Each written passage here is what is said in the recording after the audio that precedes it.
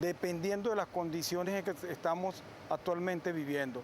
Por lo tanto, no pudiera yo calificar que si el 15, el 40 o el 25% de la nueva propuesta para el aumento salarial, cuando vamos galopando en una economía donde de repente los rublos están subiendo sin ningún sentido en un 100, 200 y 400%, veríamos cómo el dinero del venezolano o del trabajador común se convertiría en sal y agua. Entonces no se trata en este momento de un aumento salarial.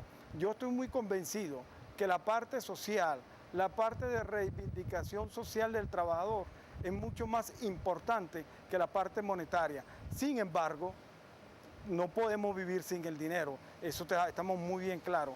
Y creemos que para los aumentos señalados, a su vez, no compensan las necesidades del pueblo y de la familia venezolana, porque si no fuese así, no viésemos tantas colas en cada uno de los supermercados tratando de pescar o cazar un artículo. Por la otra parte, a lo que compete con respecto a la discusión en los contratos colectivos, deberíamos agilizarla, pero deberíamos agilizarla, y ahí sí me voy a hablar un poco del gobierno nacional, no bajo los criterios, bajo los parámetros preestablecidos por un patrono, porque yo hasta donde sé, yo sigo sintiendo como el Estado como un patrono de empleo. Por lo tanto, dentro de una mesa de discusión deberían de aceptar también nuestras propuestas y nuestros estudios realizados para la discusión de esas mismas contrataciones colectivas y no imposiciones que nos vengan a perjudicar o que vengan a dañar al común denominador como trabajador y a lo que nosotros representamos. Pero ¿qué está pasando, por ejemplo, señor Orozco, en instituciones como, por ejemplo, Corpoelec, donde los trabajadores hablan de cerca de 4 años, 3 años y 4 años con la contratación colectiva vencida? Lo mismo pasa con otros sectores públicos de la administración del Estado venezolano, aunque recientemente se habló y se conoció públicamente la firma del contrato colectivo de los trabajadores petroleros, también de los trabajadores del Metro de Caracas y de los trabajadores de Sidor más recientemente. ¿Qué está pasando entonces con otros integrantes del sector público? Más que yo echarle la culpa al gobierno nacional, me limito a lo que estamos observando. Y yo creo que no es tanto culpa del gobierno nacional como la pudieran hacer de esos sindicatos, de esas federaciones que representan a los mismos. No es posible, señores, que un sindicato se quede callado, que una federación se quede callado, que una central bolivariana o una central socialista o una CTV se quede callado ante tal situación y aberración y de maltrato hacia un trabajador público, donde no sabemos las circunstancias o los motivos en que no se hace una voz de alto a toda esta problemática que tienen estos trabajadores en la discusión de un contrato colectivo. Figúrense ustedes a cómo ir una inflación a un trabajador de un contrato de la administración pública pegándole en el bolsillo, porque supuestamente, o debería de ser así, toda contratación colectiva le dará una mejora a estos trabajadores. Entonces, si tenemos 4 años, 3 años, 2 años, habría que revisar la situación más bien, no del gobierno nacional, sino de estos sindicatos.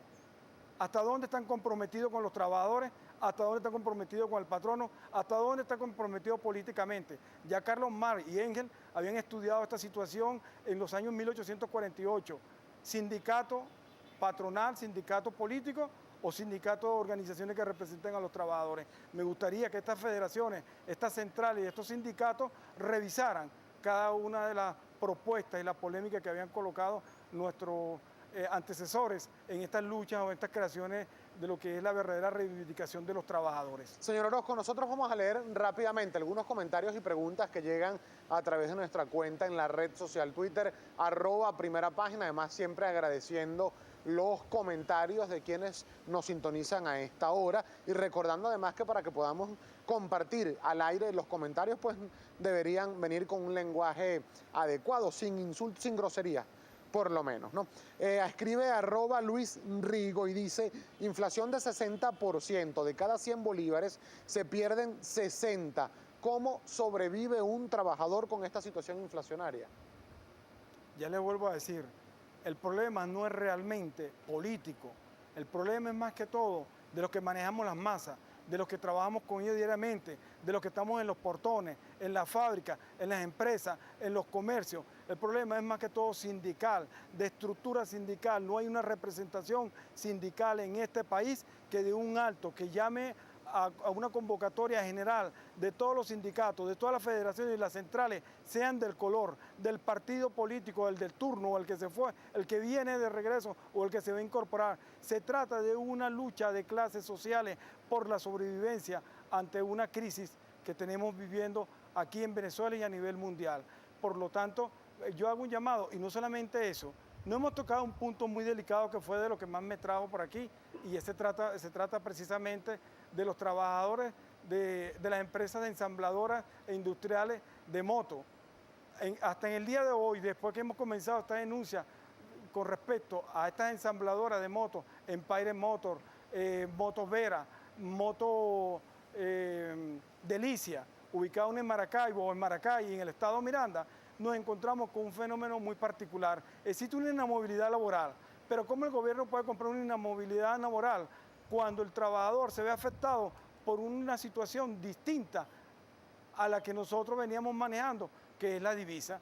Cuando nosotros hemos tenido que ver la parte sindical o de los trabajadores con la consecución, la asignación y la adjudicación de la divisa, cuando nosotros ahora nos encontramos un grave problema, peleamos contra un patrón para que no nos voten los trabajadores, pero cuando vamos al stock que deberían de tener cada una de estas empresas, nos encontramos con la realidad. Somos trabajadores que vivimos en la empresa, sabemos la situación de la empresa y que actualmente estamos en peligro más de 20.000 trabajadores y que ya han salido 2.000 a 3.000 trabajadores dentro de, directa o indirectamente, de estas empresas de moto.